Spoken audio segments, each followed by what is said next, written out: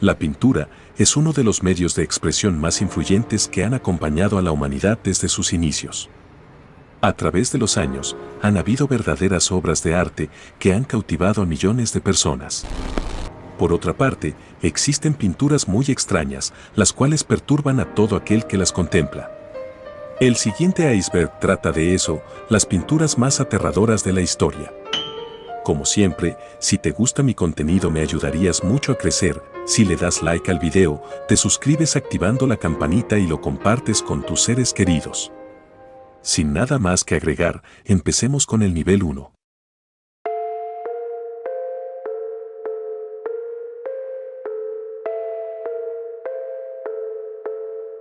Nivel 1. El grito es el título de 4 cuadros del noruego Edvard Munch. La versión más famosa se encuentra en la Galería Nacional de Noruega y fue completada en 1893. Todas las versiones del cuadro muestran una figura andrógina en primer plano que simboliza a un hombre moderno en un momento de profunda angustia y desesperación existencial.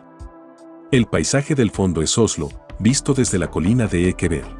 La Duquesa Fea es un cuadro del pintor flamenco Quinten Massís, realizada cerca de 1513, al óleo.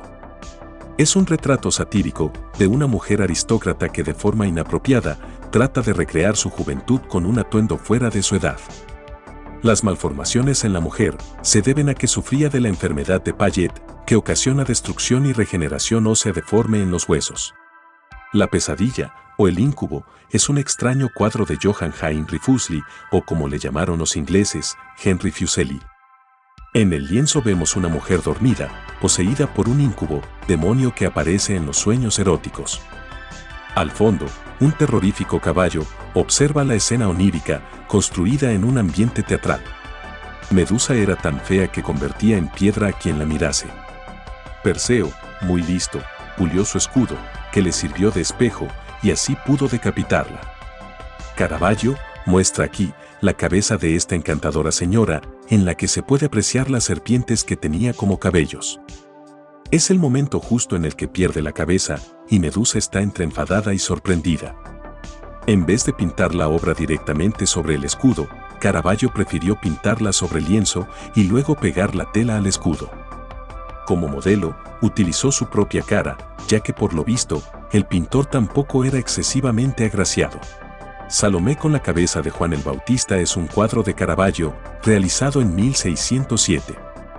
El cuadro muestra a Juan el Bautista tras ser decapitado, algo muy común en la pintura barroca italiana. Salomé lleva la bandeja con la cabeza del santo, pero está con una expresión de vacío absoluto, ligeramente apartada del tema y sin dar muestras de repulsión, alegría o arrepentimiento. Simplemente está ausente de lo que ha ocurrido. Por otra parte, el verdugo no muestra la frialdad que exige su profesión, sino que mira con expresión concentrada y áspera la cabeza del muerto. En su mirada podemos encontrar reprobación. Pero además aparece un tercer personaje no identificado, una vieja que retuerce sus manos ante el asesinato consumado. Se ha creído que hace referencia al destino o a las parcas que cortan los hilos de la vida del hombre, pero nada es seguro. La pintura de Bernardo de Galvez se cuelga al final del largo pasillo en el Hotel Galvez. Muchos aseguran que al verla, han sentido un escalofrío al observarla directamente a los ojos, al igual que el sentirse vigilados al caminar al lado de esta. La leyenda ya aceptada por todos en el lugar es que una presencia fantasmal, se desconoce a ciencia cierta si es el espíritu de Galvez, está estrechamente ligada a este cuadro, obligando a los visitantes a mantener una peculiar forma de respeto para con la pintura. Los visitantes también suelen decir que al ver esta pintura embrujada, uno siente escalofríos por todo el cuerpo, y esto es indistinto a si conocen su carácter de cuadro embrujado o si son escépticos totales.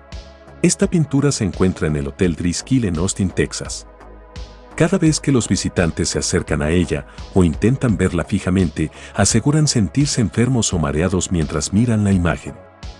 Perteneció a un español, que aseguró que el cuadro lo seguía con la mirada. También se dice que por la noche, apareció una silueta gris en el costado del cuadro, que muchos creían que era Madame Delphine Lalaurie. En 1997 Ricardo Pustanio pintó a Madame Delphine Lalaurie, muchos dicen que parece moverse a través del cuadro. También se dice que la obra suspira y se mueve dentro de la mansión de Nueva Orleans en la que se ubica. Esta pintura retrata a Polifemo, el cíclope enamorado de la ninfa Galatea, nos parece aquí totalmente inofensivo y hasta simpático. Pero las apariencias engañan, ya que, según el poeta griego Ovidio, aplastó con una piedra al pastor Asís, amado de Galatea. Al parecer, esta pintura nos enseña que no hay monstruo más terrorífico que el amor no correspondido. En Japón, poco antes de que una adolescente se autosacrificara, dibujó esta imagen, la escaneó y la publicó en línea. En Corea, esta historia se desató y se esparció como un incendio. Dicen que se puede detectar una pista de odio y tristeza dentro de sus ojos.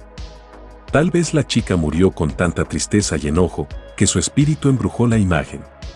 El elemento raro es este, dicen que es difícil para una persona mantener fija la mirada en los ojos de la chica por más de 5 minutos. Hay reportes de que algunas personas han tomado sus propias vidas después de hacer esto. La gente dice que la pintura cambia conforme la ves, parece como que una sonrisa burlona aparece en los labios de la chica o que un anillo oscuro crece alrededor de ella o de sus ojos. El cuadro respondía a un encargo de Felipe IV y serviría tiempo después de inspiración a Goya, para la que tal vez es su pintura negra más conocida y hoy día puede verse en el Museo del Prado. La escena es conocida. Crono, posteriormente llamado Saturno por los romanos, tenía la fea costumbre de comerse a sus hijos porque su madre le profetizó que uno de ellos acabaría destronándolo. Y así terminó ocurriendo con Zeus, a quien la mujer de Crono escondió y entregó en su lugar una piedra envuelta en pañales. Gran silla eléctrica. El estadounidense Andy Warhol creó una serie titulada Big Electric Chair en 1967, haciendo alusión a las condenas por electrocución, que en ese momento eran polémica en Nueva York. La obra parte de una fotografía de una cámara de ejecución vacía. La balsa de la Medusa. El pintor Theodore Géricault realizó esta pintura, que se convirtió en símbolo del romanticismo francés entre 1818 y 1819. Representa una escena del naufragio de la fragata de la Marina francesa Méduse, encallada frente a la costa de Mauritania el 2 de julio de 1816.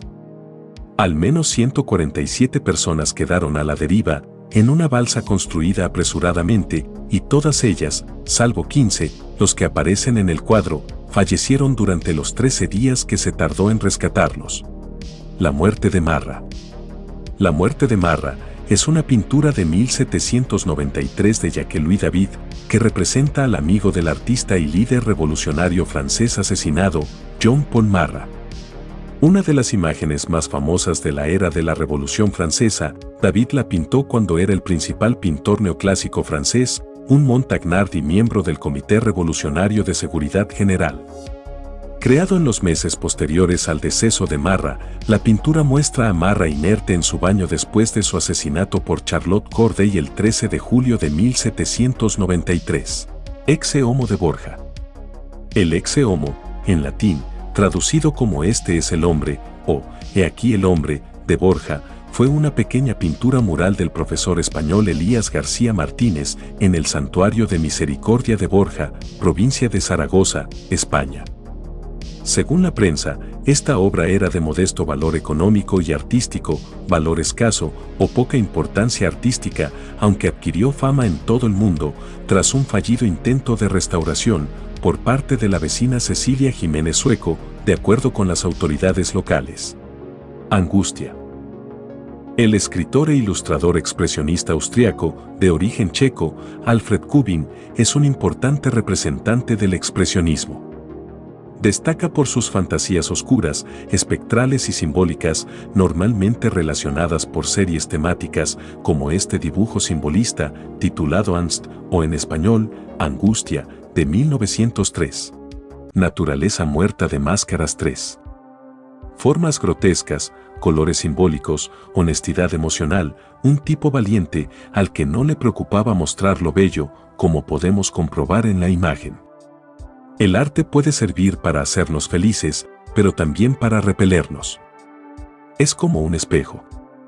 Las máscaras de Nolde no pretenden hacer comentario social o sátira alguna. Simplemente le gustaba el arte de Ensor y quiso adaptarlo a los nuevos tiempos, mucho más radicales en cuanto a planteamientos. Naturaleza muerta de máscaras 3 representa 5 máscaras con varias expresiones grotescas y todas ellas parecen moverse. Todas transmiten emociones, que es para lo que valen las máscaras. Tampoco ayudan a transmitir serenidad esas pinceladas de Nolde tan expresivas como las máscaras. Son gestos pictóricos urgentes, salvajes, violentos y premeditadamente feos. El triunfo de la muerte. Para muchos, pocas cosas son más aterradoras que la muerte misma. En la pintura El triunfo de la muerte de Peter Bruegel el Viejo, un ejército de esqueletos toma el control de una escena urbana en llamas y absolutamente destruida. El ejército destruye a los vivos, quienes no tienen ninguna posibilidad de salvarse. Altamente detallada y horripilante, la pieza pide ser mirada de forma prolongada para apreciar verdaderamente las inquietantes imágenes del caos puro. Esta pieza fue una obra moral de Bruegel e influenciada por la idea de la danza de la muerte. También llamada danza macabra, se basa en una alegoría artística medieval de que la muerte nos une a todos, sin importar nuestra posición en la vida. El juicio final. El juicio final es un tríptico realizado por el pintor alemán Hans Memling. Está realizado en óleo sobre tabla y fue pintado en el periodo 1466 a 1473. La tabla central mide 242 centímetros de alto y 180.8 centímetros de ancho. Las tablas laterales o alas miden 242 de alto y 90 centímetros de ancho. Se exhibe actualmente en el Museo Nacional de Gdańsk, en Polonia. Es una representación artística del juicio final.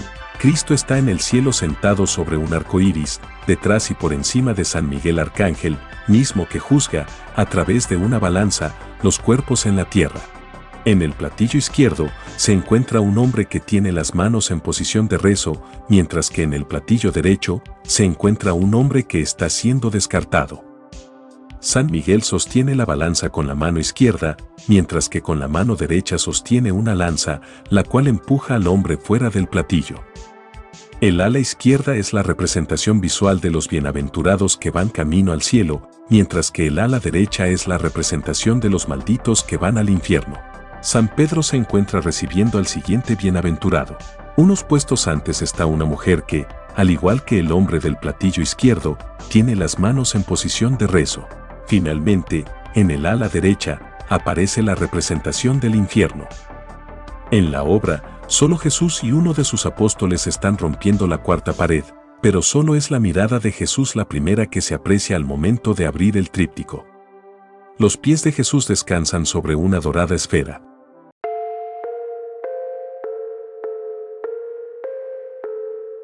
Nivel 2. Un cuadro desquiciado que pone a prueba las más horribles pesadillas. Un rostro descarnado se observa en todo el lienzo, listo para desgarrar nuestro inconsciente y convertir en realidad nuestros horrores. Con influencia del surrealismo, Raab transformó el horror en realidad a través de esta pintura. Para comprender el trabajo de Bacon, es importante saber que en sus obras disecciona el cuerpo humano. Por ello es que, uno de los cuadros más impactantes y que más revisiones tuvo por parte del artista, alrededor de unas 50, es el estudio del retrato del Papa Inocencio X de Velázquez, de 1650, en el cual se observa al Papa Inocencio X en una actitud retadora y poderosa. El uso de tonos en contraste, morado y amarillo, por ejemplo, da un realce al personaje, destacando las pinceladas gruesas y difuminadas del fondo. La figura realza y parece emerger de entre la cortina sombría, de pintura rústica utilizada, con principal protagonismo en su rostro y manos del Papa, por el impacto que causa a primera vista el verlo. Como era muy habitual en la obra de Bacon, el grito no se oye, pero se ve. En 1938 Frida Kahlo pintó dos cuadros similares con el mismo tema. Esta pintura representaba a una niña, que se cree que era la propia Frida a la edad de 4 años, que llevaba una máscara de calavera. Este tipo de máscara es una tradición en el festival anual mexicano Día de los Muertos, donde se celebra la muerte en lugar de llorar. La pequeña sostiene en sus manos una flor amarilla, que se asemeja a la flor de tajete que los mexicanos ponen en las tumbas en la fiesta del Día de Muertos. Ella está sola en un vasto campo vacío, bajo un cielo sombrío. A sus pies hay una máscara de tigre de madera tallada, similar a la que cuelga en el comedor de la casa de Frida. Ambas máscaras no parecen apropiadas para la inocente niñita y son símbolos o indicios de la crueldad de su destino. La ciencia avanzó una barbaridad a finales del siglo XIX, alimentando la imaginación de artistas y poetas. Redón hizo uso de los manuales de botánica, zoología y microbiología, que se multiplicaron como setas en esos años, para crear una caricatura pesadillesca. Esta araña de proporciones gigantescas tiene dibujados unos ojos y una maliciosa sonrisa. El artista crea un ser híbrido, humaniza al bicho buscando la monstruosidad de forma irónica y morbosa para asustar, asquear, desconcertar y, en definitiva, hacer pensar. Probablemente le dedicó esta obra a sus críticos, que tan mal se lo hicieron pasar en los comienzos de su carrera. Las pinturas negras son 14 obras de Goya, llamadas así por usar pigmentos oscuros, pero también por sus temáticas sombrías. Y para sombría se encuentra esta escena en la que el dios Saturno, el padre de Júpiter, se come a uno de sus hijos, pues tenía el temor de que éstos lo destronasen en el futuro, como había hecho él con su padre Urano, al que además castró con su hoz. Aquí Goya pinta al dios con una terrorífica mirada de locura en su rostro. Está masticando una masa informe, la del cuerpo sangriento de su hijo, al que agarra con fuerza, incrustando sus dedos en la carne. Más adelante en el iceberg, conoceremos la pintura de Bill Stougham, llamada Las manos lo resisten. Una pintura aparentemente maldita, en la que aparecen un niño, una muñeca y unas manos muy perturbadoras detrás. Por encargo de un coleccionista privado, Stougham pinta una precuela titulada Las manos lo inventan, en la que vemos al artista representado como un niño, y al fondo, los personajes de la pintura original, vistos desde atrás de la puerta de cristal. Posteriormente, una persona que vio la historia de la pintura original se contactó con Stougham sobre la idea de realizar una secuela de la pintura. Stougham aceptó y pintó una secuela llamada Resistencia en el umbral. La secuela representa a los mismos personajes 40 años más tarde, con el mismo estilo que el original. Una segunda secuela, Umbral de Apocalipsis, se terminó en 2012 y se puede ver en la web de Stougham. Gary Sosinski pintó esta pintura al óleo en el año 2013, llamada El Link o El Enlace. Recibió 1 millón de visitas en Reddit. El autor comenta, fue divertido leer todos los diferentes comentarios de que creían que era horrible. Yo personalmente nunca he visto un eslabón perdido creíble. Desde los simios hasta los genios celestiales que somos, y mira que el bebé se parece mucho más al alienígena gris común que al chimpancé. Y si se hace un morfín del simio y del extraterrestre, se parecería a un humano, comentó el autor. El pintor austrohúngaro Alfred Kubin representa de forma escalofriante a la muerte acechando a una barca. Con esta obra, el Bosco demuestra que las personas, a pesar de su clase social o lugar de origen, están tan poseídas por el deseo de gozar y adquirir riquezas materiales, y se dejarán engañar o seducir por el demonio. La lección moral que propone el artista es que debemos alejarnos de los bienes terrenales y de los placeres de los sentidos para evitar la condenación eterna. Este tríptico se encuentra en el Museo del Prado de Madrid, España. Si miras de cerca, particularmente en el retablo número 3, se puede observar el caos desatado. El título dado por Brugada a esta composición fue El Gran Cabrón, alusiva al demonio como macho cabrío, al que le sirven las brujas en los aquelarres. Aparece este a la izquierda y frente a él está reunida, sentada en el suelo, la muchedumbre de hombres y mujeres de rasgos animalescos, brujas y brujos reunidos en aquelarre. A la derecha una joven sentada, tal vez para ser iniciada en los ritos de brujería. El mundo de las brujas le sirvió a Goya para denunciar la degradación del ser humano. Ser uno de los artistas favoritos de Adolf Hitler es un mérito bastante dudoso, aunque suficiente para hacer entrar a Böcklin en esta selección. Por lo demás, La Isla de los Muertos, del que su autor realizó 5 versiones, una de ellas perdida, es un cuadro inquietante. Una barca con 2 personas a bordo llega a una isla aparentemente desierta, sembrada de cipreses. El terror a la muerte adopta la forma de un peñasco que parece que va a engullir al viajero y, por extensión, al espectador. El tema de caridad romana fue muy frecuente en la pintura barroca. Perteneciente a la cultura clásica, esta iconografía empieza con el escritor Valerio Máximo y su Facta et Dicta Memorabilia. En esta historia se cuenta la anécdota de una joven llamada Pero, cuyo padre Simón es condenado a la pena capital por inanición, es decir, condenado a fallecer de hambre. Las autoridades permiten visitas en la cárcel y la chica amamanta a su padre a escondidas para que no perezca. Al final, las autoridades se enteran, se conmueven y la siempre generosa Roma acaba perdonando al condenado. El infierno. Dante y Virgilio en el infierno es una pintura de William Adolphe Bouguereau. Cruda y realista, retrata la escena en que ambos personajes pasan por el octavo círculo del infierno y luchan de forma violenta. Pirámide de calaveras. Esta pintura de Paul Cézanne pertenece a la última época del pintor francés, momento en el que pintó numerosas venites, pinturas moralizantes en las que la calavera viene a recordar que en la muerte todos somos iguales. Sin embargo, esta obra de Cézanne parece ser solo un bodegón de huesos en equilibrio. Cráneo con cigarrillo. Esta obra de 1886 de la época temprana de Vincent van Gogh es un memento mori, es decir, la remembranza de que falleceremos algún día, no ausente de ironía.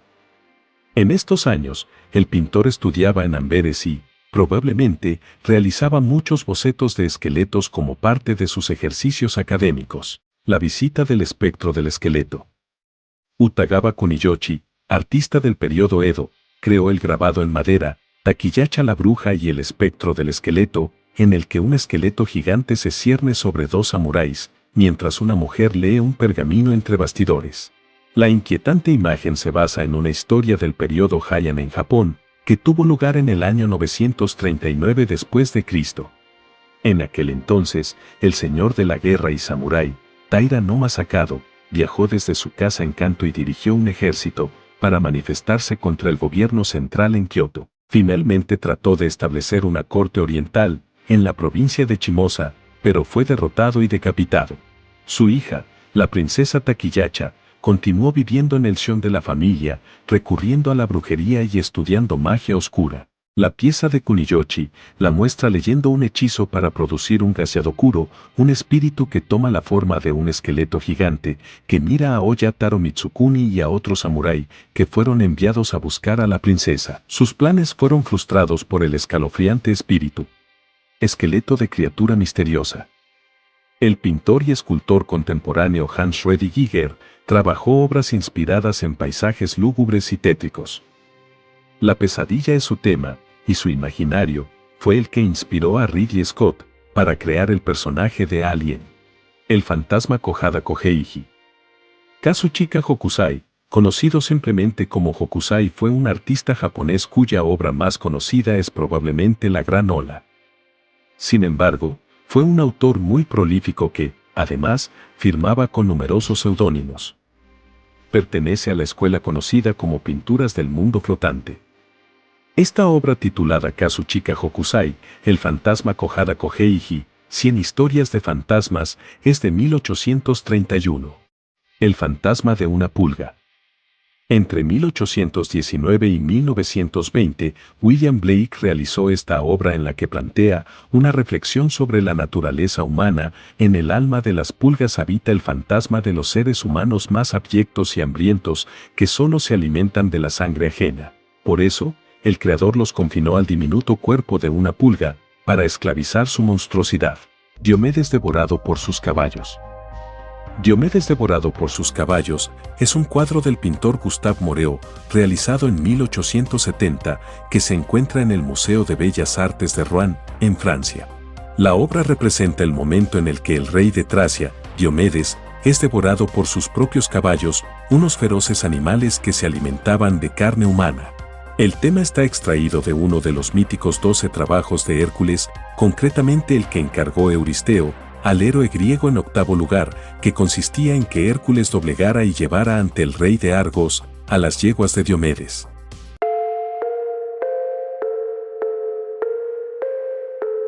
Nivel 3. Pintura 1946 es un óleo sobre lienzo pintado por el artista irlandés Francis Bacon. Originalmente iba a representar un chimpancé en la hierba, parte de la cual aún puede verse. Bacon luego intentó pintar un ave de presa aterrizando en un campo. El autor describió su obra como la más inconsciente, debido a la formación de figuras sin la más clara intención predeterminada. Actualmente se conserva en el Museo de Arte Moderno de Nueva York, se encuentra allí desde 1948. El tríptico de la vanidad terrenal y la salvación eterna forma un políptico alegórico del pintor flamenco Hans Memling, del año 1485. La obra en total posee 6 paneles, 3 en cada lado, cuyas dimensiones son de 20 por 13 centímetros cada uno. Se trata de un tríptico pintado por ambas partes, pensado para la meditación ante su contemplación, abierto desde todos los ángulos y caras. En la parte frontal, el panel central muestra una mujer desnuda de pie, y en los laterales respectivamente la muerte y el demonio. En el reverso, aparece Cristo en majestad en el central, y en los laterales, un escudo de armas y un nicho con una calavera. Con 37 años, Frida Kahlo llevaba media vida arrastrando un terrible sufrimiento físico a causa de un accidente de autobús sufrido en 1925. Su columna vertebral había quedado fracturada en 3 partes, sufriendo además fracturas en 2 costillas, clavículas y pelvis, y también su pierna derecha se fracturó en 11 partes. Fue además atravesada por un pasamanos por la cadera izquierda, atravesando su cuerpo hasta salir por sus partes íntimas. Kahlo comentaba que esa fue la brutal forma en la que había perdido su virginidad. Este autorretrato explica muy claramente lo que sucedía con su cuerpo. Frida llora porque tiene rota su columna y solo un doloroso corsé de metal la mantiene moderadamente firme. Tiene clavos por todo su cuerpo, simbolizando el dolor al que quizás su rostro se ha acostumbrado. Frida aguanta con resignación y estoicismo, sacando belleza donde no la puede ver, como sacar agua de ese desierto que tiene detrás. Las manos lo resisten, es un óleo sobre lienzo, pintado en 1972 por Bill Stoneham, artista nacido en Oakland, California. En el cuadro destacan un niño y una muñeca femenina de pie delante de una puerta con paneles de vidrio, contra la cual se aprecian manos presionando hacia adentro. Las manos están del otro lado de donde se encuentran los niños. Según el artista, el niño está inspirado en una fotografía de sí mismo a los 5 años y la puerta es una representación de la línea divisoria entre el mundo de la vigilia y el mundo de la fantasía y lo imposible, mientras que la muñeca es una guía que acompañará al niño. Las manos representan vidas o posibilidades alternativas. La pintura adquirió cierta fama cuando se viralizó por internet, mediante una leyenda urbana surgida en torno a ella, cuando fue vendida en febrero del año 2000 en el sitio web de ventas eBay, debido a la peculiar descripción que la vendedora realizó sobre el artículo de arte, afirmando que el cuadro estaba embrujado. Las cabezas guillotinadas de Jerry Colt muestran una cruel descripción de la decadencia y la muerte. En el lado izquierdo, está la cabeza femenina que tiene los ojos cerrados y la piel blanca brillante, mientras que en el lado derecho está la cabeza masculina con la boca abierta y los ojos abiertos que miran libremente al espectador. Los puntos aserrados y ásperos en el cuello ilustran la muerte cruel y tortuosa que estos personajes han sufrido en la guillotina. En este retrato, Jerry Colt ilustra su brillante dominio de la técnica de la luz y la oscuridad que se refleja en los contrastes de oscuridad y luz en toda la composición. Las líneas sueltas para la visualización de la cara y el tejido contribuyen al efecto dramático de la obra. Además de la sonrisa de la Mona Lisa, la del niño de esta pintura es otra de las más famosas en la historia del arte. No se sabe exactamente el nombre del niño retratado, ni por qué sonríe de esa manera, ni a quién se dirige con ese gesto. Algunos historiadores atribuyen su identidad al hijo mayor del marqués de Monferrato. Hay que recordar que Giorgio Vasari cuenta que Carotto, durante su estancia en Casale Monferrato, se encargó de crear numerosos retratos de los miembros de la corte. Las pinturas de El Gran Dragón Rojo son una serie de pinturas en acuarela realizadas por el poeta y pintor inglés William Blake. En estas pinturas, el dragón se muestra listo para devorar al niño de una mujer embarazada, tal y como es representado en el Apocalipsis. El cuadro más famoso, que fue el primero mostrado aquí, se encuentra en el Museo de Brooklyn, Estados Unidos.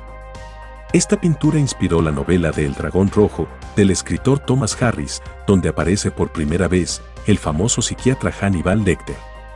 Además, este libro fue llevado a la pantalla grande en las películas Manhunter de Michael Mann y El Dragón Rojo, de Brett Ratner.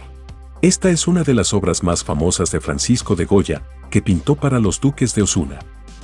El lienzo muestra un ritual de aquelarre, presidido por un macho cabrío, una de las formas que toma el demonio, en el centro de la composición. A su alrededor aparecen brujas ancianas y jóvenes que le dan niños con los que, según la superstición de la época, se alimentaba. Actualmente forma parte de la colección de la Fundación Lázaro Galdiano, en Madrid, España. La obra es relativamente pequeña, pues apenas mide 43 por 30 centímetros. Sin duda, esta obra es aterradora y parecería sacada de una historia macabra. La autora de esta pintura, Remedios Varo, durante un sueño, escuchó una presencia que le ordenaba mantenerse quieta. Ella escribió sobre este acontecimiento, y Walter Gruen, su última pareja, lo transcribió y reveló comentarios sobre las notas de la artista. Esta obra es la más conocida del pintor neerlandés Jerónimos Bosch, El Bosco. Se trata de un tríptico pintado al óleo, compuesto de una tabla central y dos laterales que se pueden cerrar sobre dicha tabla. Considerada como una de las obras más fascinantes y misteriosas, forma parte de la exposición permanente del Museo del Prado de Madrid. Al abrirse, el tríptico presenta, en el panel izquierdo, una imagen del paraíso, donde se representa el último día de la creación, con Adán y Eva. En el panel central se representa la locura desatada, la lujuria. Por último, la tabla de la derecha representa la condena en el infierno, y es la que tiene los colores más sombríos en comparación con las otras dos. La fábula, llamada también proverbio o escena de género, es el tema de 3 obras del Greco, realizada una de ellas durante su estancia en Roma y las otras 2 pintadas en Toledo. En esta escena, un pícaro y un mono contemplan a un personaje, idéntico al de las 2 versiones del muchacho encendiendo una candela, realizadas por el Greco entre 1970 y 1975. Los 2 personajes que aparecen en la obra son Iván IV el Terrible, primer zar del Imperio Moscovita, y su primogénito, Iván Ivanovich. Según escritores polacos, este hecho sucede cuando Iván IV, en uno de sus ataques de ira, trata de golpear con un bastón a la esposa de su hijo estando embarazada, por vestir ropas poco ortodoxas, por lo que Iván Ivanovich se enfrenta a su padre, con la mala suerte de recibir un fuerte golpe en la sien, que termina con su vida. La obra actualmente se encuentra en la Galería Tretiakov de Moscú, Rusia. Curiosamente, este cuadro ha sido atacado en 2 ocasiones, provocando daños considerables. El primero sucedió en 1913 y el propio artista logró repararlo, y el segundo ocurrió en 2018.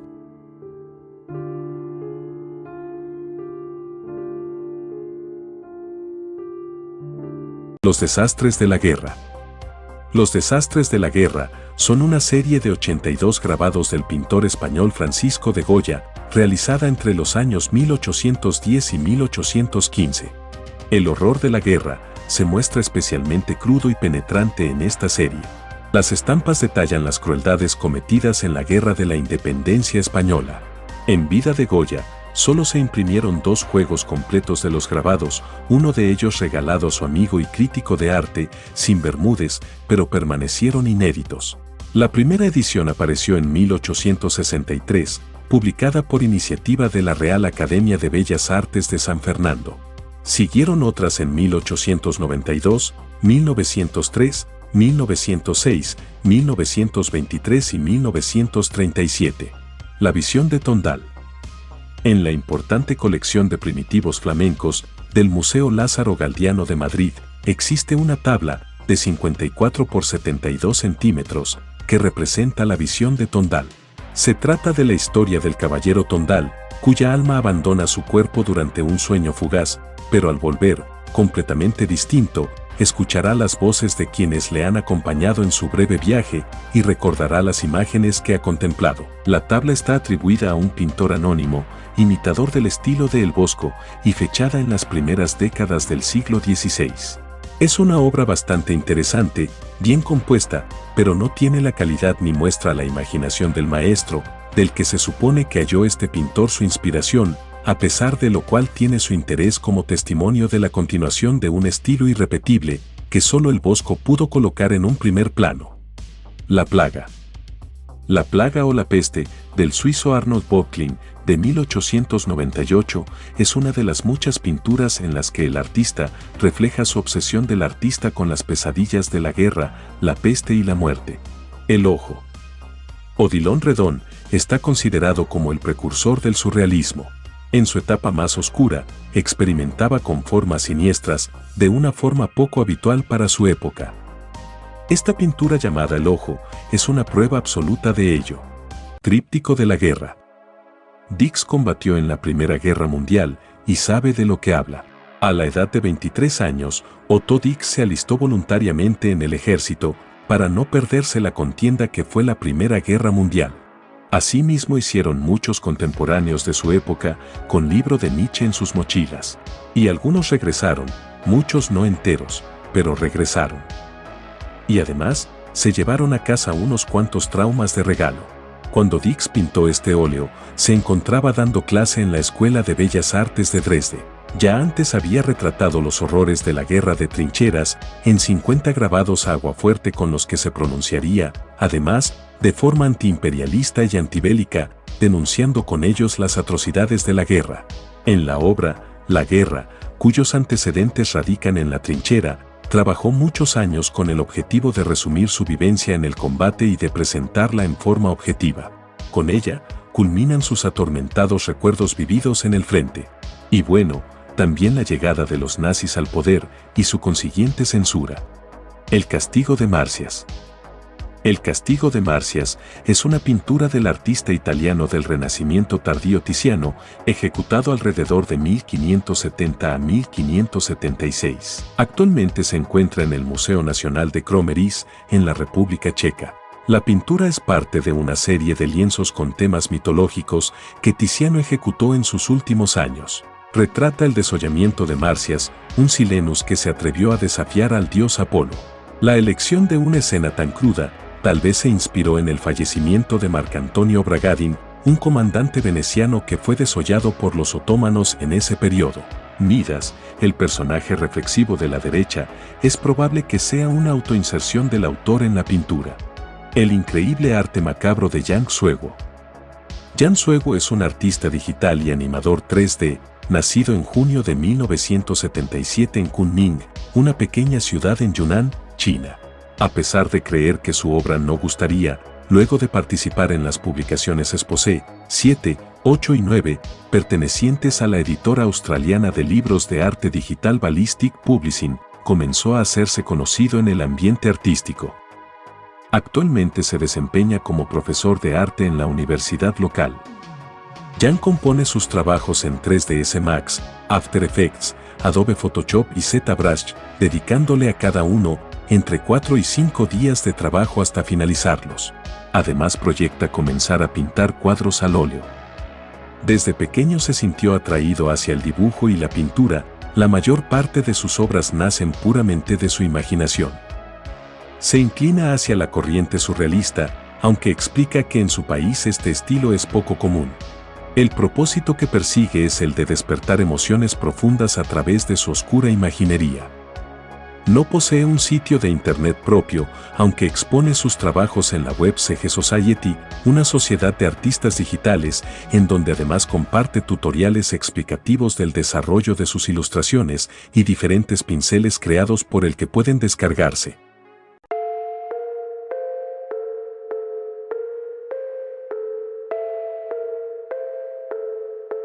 Nivel 4. La cara de la guerra es una pintura del surrealista español Salvador Dalí. Fue pintado durante un breve periodo, cuando el artista vivió en California. El trauma y la visión de la guerra a menudo habían servido de inspiración para las obras de Dalí. A veces creía que su visión artística eran premoniciones de guerra. Esta obra fue pintada entre el final de la Guerra Civil Española y el comienzo de la Segunda Guerra Mundial. La pintura representa una cara incorpórea flotando contra un paisaje desértico y árido. La cara está marchita como la de un cadáver y tiene una expresión de miseria. En su boca y cuencas de los ojos hay caras idénticas en un proceso que implica ser infinito. Alrededor de la gran cara hay varias serpientes que muerden y en la esquina inferior derecha hay una huella de mano que Dalí insistió en dejarla con su propia mano.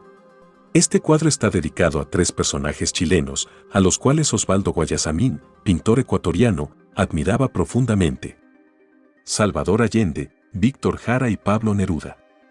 El cuadro es reacción a los acontecimientos sucedidos durante la dictadura militar de Augusto Pinochet en Chile. Figura con carne es una pintura de 1954 del artista irlandés Francis Bacon.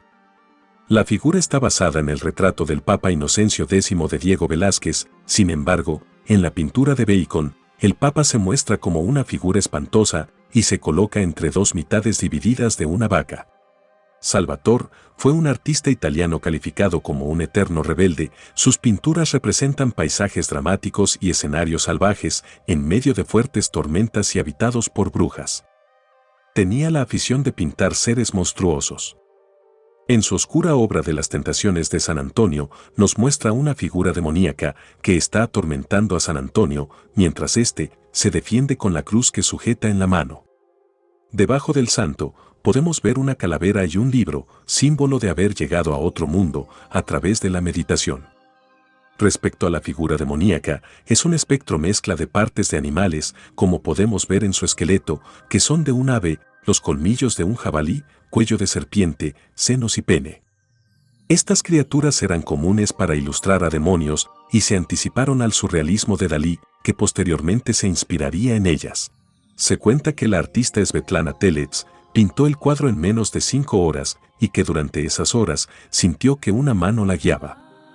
El cuadro se puso en el mercado, pero rápidamente fue devuelto, lo que ocurrió varias veces por diferentes compradores del mismo. Los clientes que visitan la tienda hoy en día afirman que a veces se puede ver el cuadro sonriendo y para algunos suele haber una mirada de enfado. Svetlana declaró que sentía como si alguien estuviera siempre con ella y un día tuvo el impulso de dibujar y cree que plasmó a quien la vigila. Siempre sentí que alguien me observaba. Siempre ahuyentaba esos pensamientos. Entonces, un día, que por cierto, no era un día lluvioso, estaba sentada frente a un lienzo en blanco y pensé en lo que podía dibujar. De repente, vi claramente los contornos de una mujer. Su cara, los colores, las sombras. Vi cada detalle de la imagen. Empecé a dibujarla como si alguien pasara mi mano por el papel. En buenas horas conseguí terminarlo, dijo la artista. Existe una peculiar colección de cuadros titulada como Los Niños Llorones, que retrata precisamente a infantes con rostros lagrimosos. Las pinturas han inquietado a más de uno alrededor del mundo, debido a la supuesta leyenda que corre en torno a estas. El mito cuenta que supuestamente los poseedores de estas pinturas suelen sufrir desgracias y hechos que involucran a lo paranormal. La serie, que consta de 27 obras, pertenecen al pintor italiano Bruno Amadio, quien los pintó aproximadamente en el año 1950, 5 años después del periodo de la Segunda Guerra Mundial, pues buscaba reflejar la tristeza y angustia de los menores de aquellos tiempos. A pesar de no ser un artista muy reconocido, la colección de Los Niños Llorones comenzó a venderse y a crearse varias reproducciones de estos a partir de los años 70 entre diferentes países de Europa. Sin embargo, en 1985, el diario británico The Sun publicó una nota en la que un bombero narraba que en diversos incendios ocurridos en hogares, lo único que quedaba intacto eran las copias de estas obras, comenzando así la leyenda que encierra este misterio.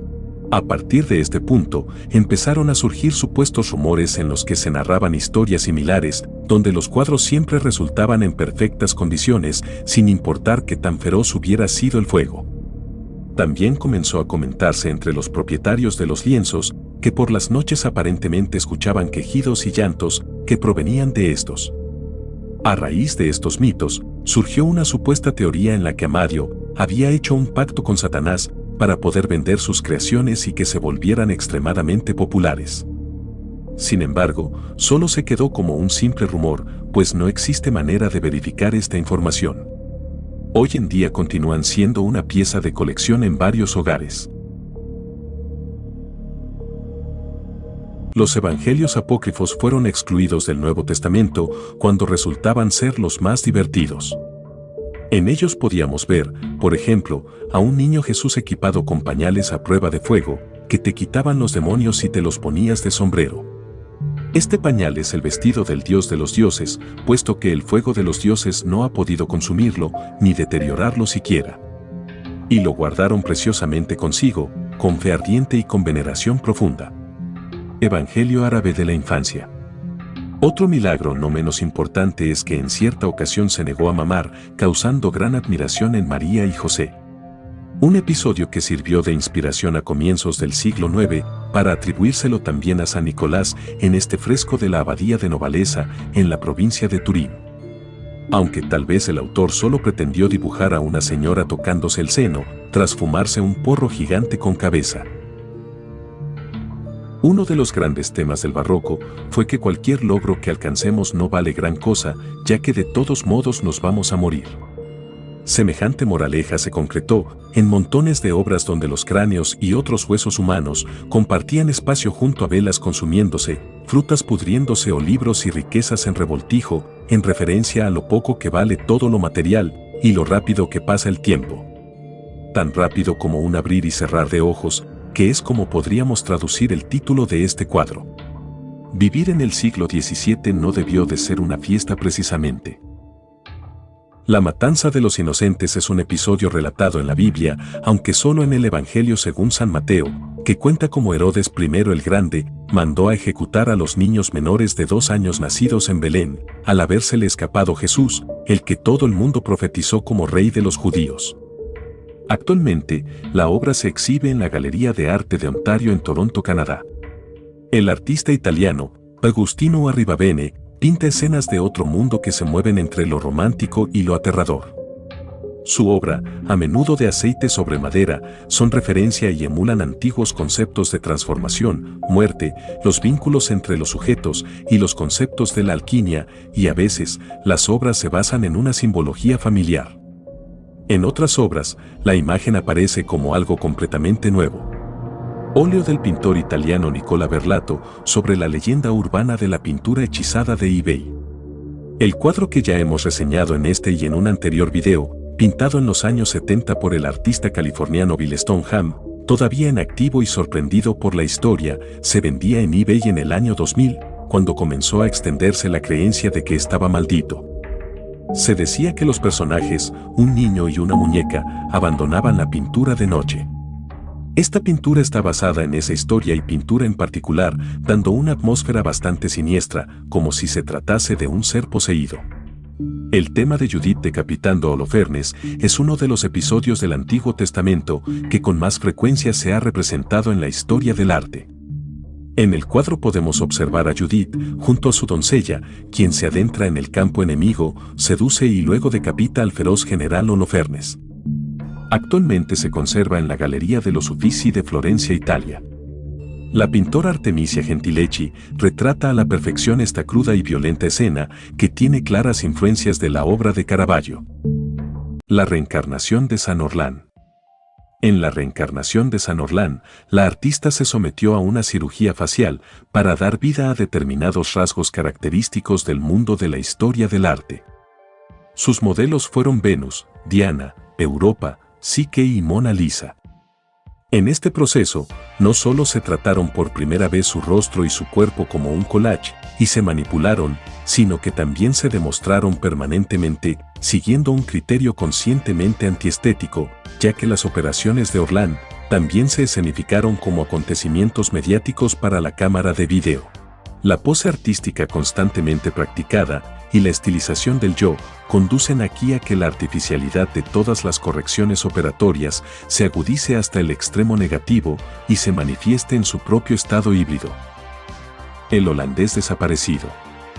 Nadie sabrá nunca si Bas van Hader esperaba perecer en su actuación. En 1975, el holandés partió de Cape Cod en un pequeño velero para cruzar el Atlántico. Esto formaba parte de un trabajo artístico que también incluía una serie de imágenes de escenas anodinas de Los Ángeles. Era como si navegara para encontrar algo más profundo que las autopistas y la comida rápida. Su barco roto fue encontrado a 150 millas de la costa de Irlanda y estaba vacío. iBorg. El iBorg es un aparato cibernético que típicamente se instala en la cabeza del usuario y que está diseñado para poder oír los colores mediante ondas sonoras. Lo usan mayoritariamente personas ciegas o con impedimentos visuales, como daltonismo o acromatopsia. Funciona con una cámara instalada en la cabeza que lee directamente los colores delante del usuario y los convierte al momento en ondas sonoras. El primer iBorg fue creado en Inglaterra en 2003 por Adam Montandon en colaboración con el artista cromatópsico Neil Harbison. El invento ganó el premio británico a la mejor innovación de 2004. Bola de mocos. Para este proyecto a largo plazo, Ford recogía constantemente sus mocos en una huevera y los hacía una bola, en un intento de crear una masa de moco del tamaño de un huevo. Recoger los mocos a diario y añadirlos a la bola periódicamente era un proceso obsesivo y frustrante que exigía mucho compromiso por parte de Ford. Los mocos se componen esencialmente de polvo y células de la piel, por lo que la bola de mocos es en realidad un registro físico de todos los lugares en los que ha estado Ford y de la gente que ha conocido. Retrato de Mark Quinn. Self es un autorretrato del artista, pero que utiliza literalmente su cuerpo como material, ya que el molde de la cabeza de Quinn, inmerso en silicona congelada, está creado con 10 pintas de su propia sangre. De este modo, la materialidad de la escultura tiene una función tanto simbólica como real. La obra se realizó en una época en la que Quinn era alcohólico y la noción de dependencia de las cosas que necesitan estar enchufadas o conectadas a algo para sobrevivir es evidente, ya que la obra necesita electricidad para mantener su aspecto congelado. Esta serie de esculturas, realizadas cada 5 años, presenta un índice acumulativo del paso del tiempo y un autorretrato continuo del envejecimiento y el cambio del artista. La joven familia y otros. La artista australiana nacida en Sierra Leona, Patricia Piccinini, es conocida por su colección de criaturas transgénicas, inquietantes e hiperrealistas. Construidas con silicona y fibra de vidrio, estas esculturas híbridas investigan el posible surgimiento de nuevos e inquietantes desarrollos a través del avance de la biotecnología y la manipulación genética. Aquí se muestra una grotesca y arrugada cerda humana y su cría lactante hecha de silicona, acrílico y materiales como el pelo humano y el cuero. Otros esquemas figurativos incluyen inesperados emparejamientos animal-humano, como Balasana, una niña con un marsupial a la espalda, e híbridos bestia-máquina que sugieren vespas animalizadas.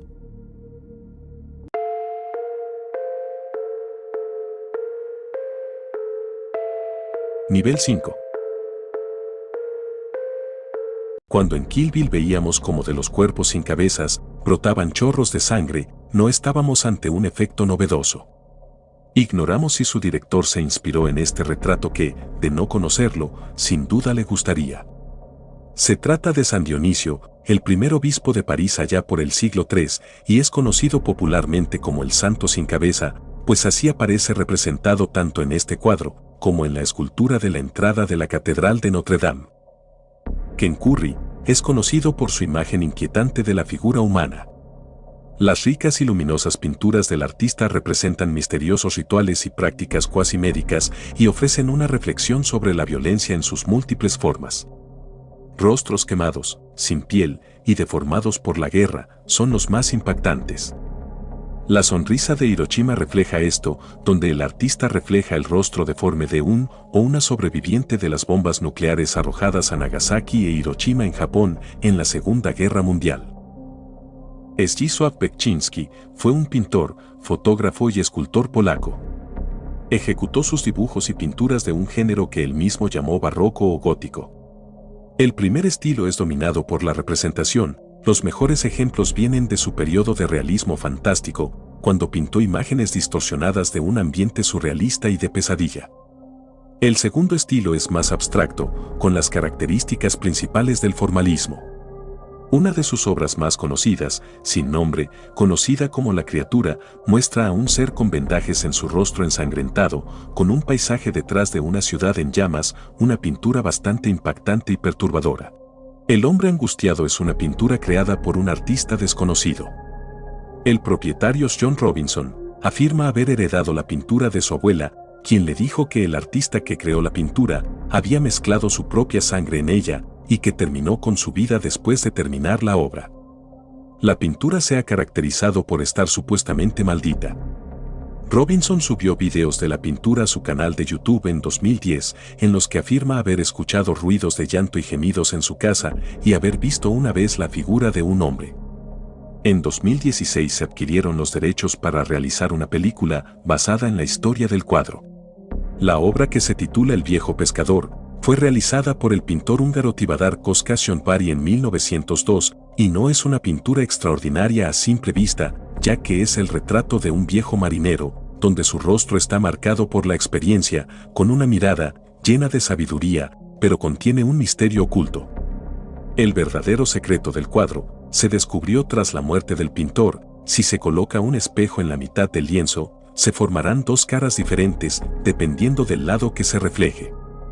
En la mitad del rostro derecho de este retrato podrás ver lo que para el pintor era el rostro de Dios, pero la cosa cambia en la mitad izquierda porque Tivadar Kostka pintó al mismo diablo.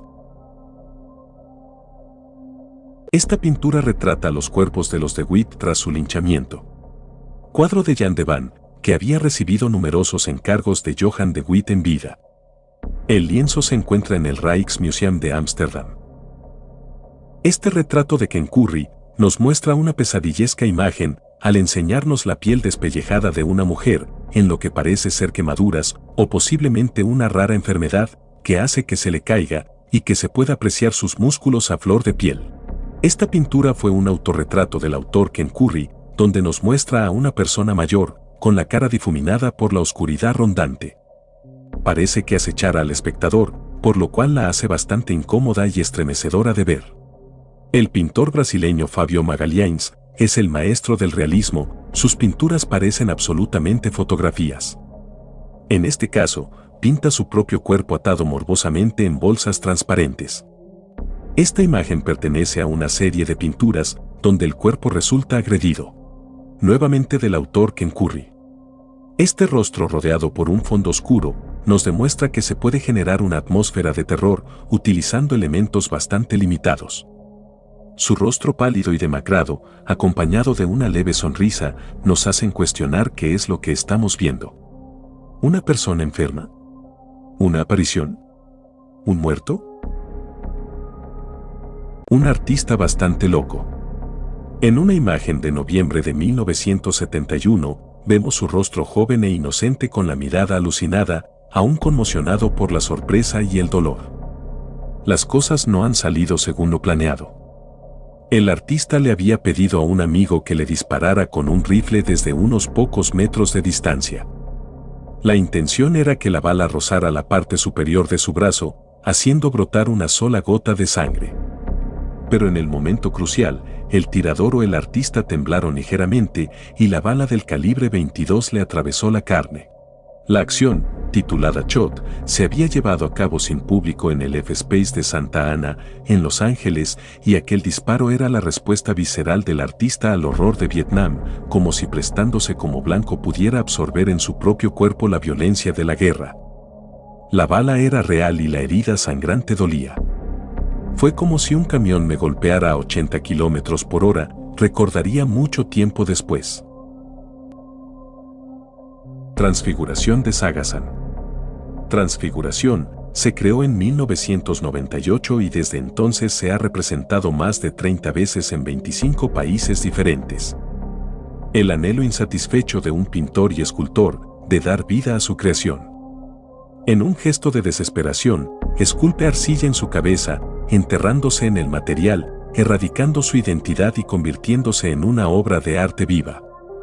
Sin embargo, el material le ciega y se ve obligado a mirar hacia adentro, hacia lo más profundo de sí mismo. En una actuación fascinante, Saga-san cambia de identidad en el escenario, de hombre a animal y de animal a varias criaturas híbridas. Perfora, borra y deshace las capas de su rostro en una frenética búsqueda de nuevas esencias y formas. A este respecto, ha declarado, me asombra ver hasta qué punto la gente cree que es normal, o incluso trillado, estar vivo. En Transfiguración, da un nuevo significado a la noción de vida, ofreciendo una visión cautivadora, inquietante y conmovedora, de una mismidad alternativa totalmente libre de inhibiciones. El cerdo, que por tanto soy. Miro Kim, artista nacida en Corea del Sur, para la Feria de Arte de Miami del año 2011, llevó a cabo una performance que consiste en meterse a una pocilga industrial desnuda, a convivir con cerdos durante 4 días, continuando su obra, El cerdo que, por tanto soy, que se proyectó en Nueva York, como lo publicó el diario ABC.es. El objetivo de esta acción artística era generar conciencia y reflexión sobre la relación íntima del hombre, piel con piel, con el animal más consumido por el cerdo, como lo publicó el mismo portal. Ridem Zero. Un látigo, un libro, unos zapatos, vino, pan, un peine, uvas, clavos, azúcar, agua, un abrigo, un sombrero, una vela, cadenas, flores, alcohol, jabón, un hacha, una sierra, un plato, un vaso, pintura, entre muchas otras cosas. En la mesa hay 72 utensilios que pueden usarse sobre mí como se quiera. Yo soy el objeto. Con esta exposición y este texto, Marina Abramovic realizó la que quizás sea su performance más explosiva y perturbadora. Bajo el título Ridem Zero, la artista se posicionó junto a la mesa y, de pie, quedó inmóvil durante 6 horas. La actuación se prolongó entre las 8 de la noche y las 2 de la mañana. Asumió la plena responsabilidad en cuanto a lo que le podían hacer con dichos objetos, y lo que ocurrió fue escalofriante. Siendo la última pieza de la serie de acciones artísticas llamada Ridem Zero, que realizó entre 1973 y 1974, esta fue la última y de las más conocidas. De hecho, Abramovic aún tiene cicatrices en su cuerpo de aquella experiencia que llevó a cabo en Nápoles. Las 3 primeras horas de Ridem Zero transcurrieron sin sobresaltos. El público actuó tímido, cordial, incluso cariñoso. Le besaron, le regalaron una rosa. Hasta que, de entregarle los pétalos, comenzaron a clavarle las espinas. Una vez sobrepasadas las 3 primeras horas, el público se tornó violento. Sus acciones, ante la inmovilidad de Abramovic, que fingía no sentir ni padecer ante ningún movimiento, comenzaron a ser cada vez más duras. Un hombre le cortó el cuello y bebió el líquido vital que manaba de la raja. Uno le colocó el sombrero, mientras otro le escribió con barra de labios en la frente la palabra End. Pusieron su cuerpo con las piernas abiertas y pusieron un cuchillo entre ellas. Cargaron un revólver, también disponible en la mesa, y pusieron su mano en él mientras apuntaba a su cuello. Comenzó la locura. El público se dividió, parte quería protegerla y otra solo quería divertirse. Le desnudaron por completo, entrelazaron las espinas de un tallo de una flor en su cuello, esparcieron los pétalos por su rostro, incluso la mancharon de sangre. Mientras ella se llenaba de lágrimas, una de las visitantes intervino para secárselas. Cuando todo, por fin, terminó, Abramovic, tal y como prometió, dejó de ser una persona inmóvil y pasó a ser activa. Inmediatamente, todos los que estaban en la sala huyeron rápidamente. A través de esta performance, la artista dio una auténtica lección hacia lo que la humanidad es capaz de hacer si les das ciertas herramientas. Lo que aprendí fue que, si dejas que el público decida, te pueden matar. Me sentí verdaderamente atacada, me cortaron la ropa, me clavaron las espinas de las rosas en el estómago, una persona me apuntó a la cabeza con la pistola y otra se la quitó, explicó Abramovic. Después de exactamente 6 horas, según el plan, empecé a moverme, porque estaba ahí como una marioneta para ellos. Y en ese momento, todos escaparon, evitando un enfrentamiento real. Un ejemplo, por tanto, de la cobardía ante la verdad y de la maldad que una mayoría puede llegar a tener si tiene la ocasión. Nadie animó a ese público a humillarla, tampoco tenían motivos para hacerle daño físico y mental. Tan solo disponían de esos 72 objetos y, en lugar de escoger el perfume, prefirieron el hacha. Recuerdo que al volver al hotel y mirarme al espejo, encontré un gran mechón de pelo blanco en mi pelo, dijo Abramovich. Y bueno, espero les haya gustado mucho este iceberg. Recuerden que si quieren apoyarme y ayudarme a crecer, les agradecería que le den like al video, se suscriban activando la campanita si aún no lo están y que compartan este video con los que más quieren. Síganme en mis redes sociales para que te enteres de más novedades. Nos vemos en la próxima. Buenos días, buenas tardes y buenas noches. Adiós.